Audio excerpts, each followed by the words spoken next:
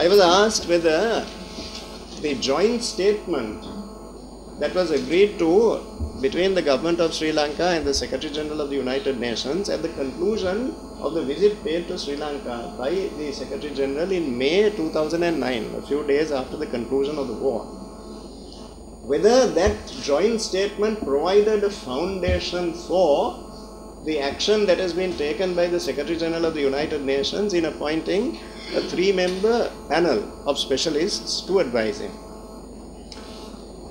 Now, my answer to the question that was put to me is that there is no connection between these two things at all. And that is crystal clear if you look at the wording of the joint declaration. Now, here are the words of the joint declaration. The Secretary General underlined the importance of an accountability process for addressing violations of international humanitarian and human rights law. The government will take measures to address those grievances. So, the government's obligation is to take measures in that regard, suitable measures. Those measures consist of the appointment of a suitable mechanism, which we have done. So that is the reason for the appointment of the Lessons Learned and Reconciliation Commission. Not that we did it as a result of external pressure. It was done because it was the right thing to do. Other countries have also done this in post-conflict situations. So that has been done.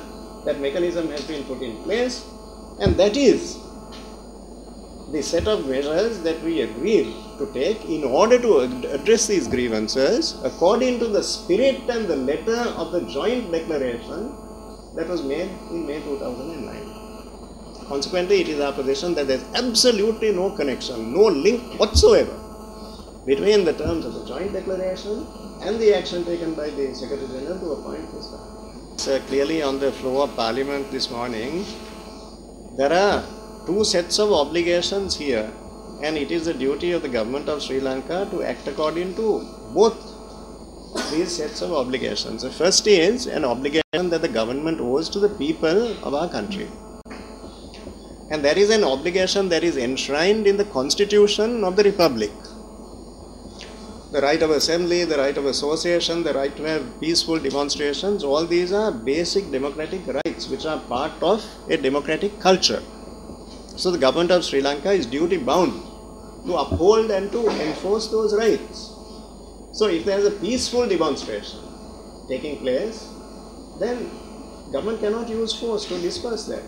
We neither wish to do it, nor would it be lawful for us to do it. If it is a peaceful demonstration, expressing a point of view, some people may agree with that point of view, other people may disagree with that point of view, but any citizen has a right to resort to a peaceful demonstration in order to articulate such a point of view. Now, we have recognized that right. At the same time, the government of Sri Lanka has an obligation at international law to guarantee the sanctity of diplomatic premises. Now, we have given effect to that as well. We strengthened police protection there at the periphery. We saw to it that no one who was demonstrating on the road would have access into the building against the wishes of the lawful occupants of the building. Nobody went into the building to harass or intimidate or harm the people who are lawfully working in the building. That we assured.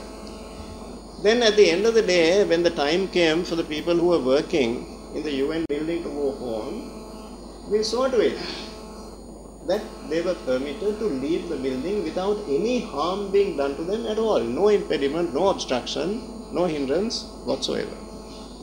In fact, His Excellency President Mahinda Rajapaksa personally instructed the Secretary to the Ministry of External Affairs, Mr. Romesh Jayasinghe, to go to the building, to talk to the people there and to make certain that they would be able to leave the building without any discomfort or embarrassment whatsoever. That was done. So, we have conformed to both sets of obligations. No one has been harmed.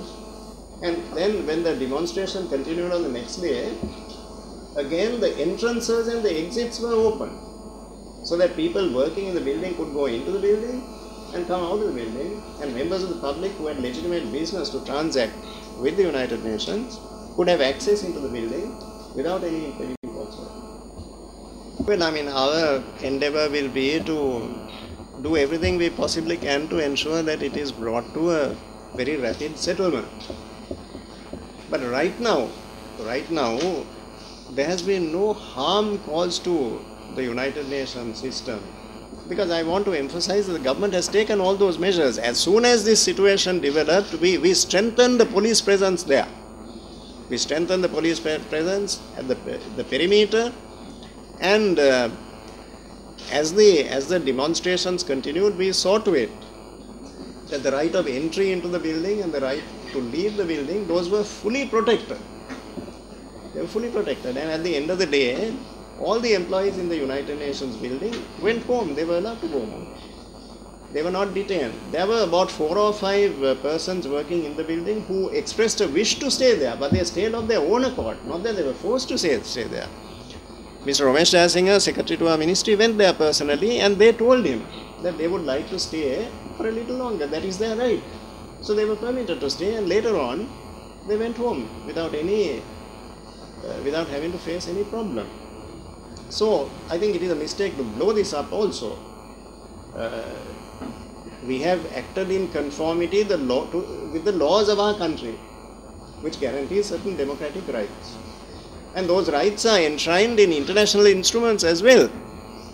At the same time, we have not been in breach of our obligation to protect the sanctity of the premises of the United Nations. It is a diplomatic mission, and under international law, the host country, the host state, has certain obligations with regard to diplomatic property.